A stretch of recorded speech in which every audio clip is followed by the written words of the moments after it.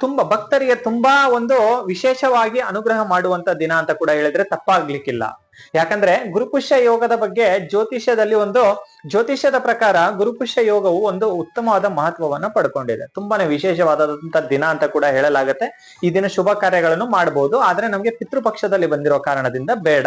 ಅದಕ್ಕಾಗಿ ನಾನು ಹೇಳ್ತಿರುವಂತದ್ದು ಏನಂತ ಅಂದ್ರೆ, ಗುರುಪುಷ್ಯ ಯೋಗದ ದಿನ ನಿಮ್ಗೆ ಶಕ್ತಿ ಇದೆ ಅಂತ ಅಂದ್ರೆ ಕೆಲವೊಂದು ಸರಳವಾಗಿ ಸೇವೆಗಳನ್ನ ತಿಳಿಸ್ಕೊಡ್ತೀನಿ. ನೀವು ಇದನ್ನ ಹತ್ತಿರ ರಾಯರ ಮಠ ಇತ್ತು ಅಂದ್ರೆ ರಾಯರ ಮಠದಲ್ಲಿ ಮಾಡಿ, ಹತ್ತಿರದಲ್ಲಿ ರಾಯರ ಮಠ ಇಲ್ಲ ಅಂತ ಅಂದ್ರೆ ಏನ್ ಮಾಡ್ಬೋದು ಅನ್ನೋದ್ರ ಬಗ್ಗೆ ಕೂಡ ತಿಳಿಸ್ಕೊಡ್ತೀನಿ, ಚಿಂತೆ ಬೇಡ.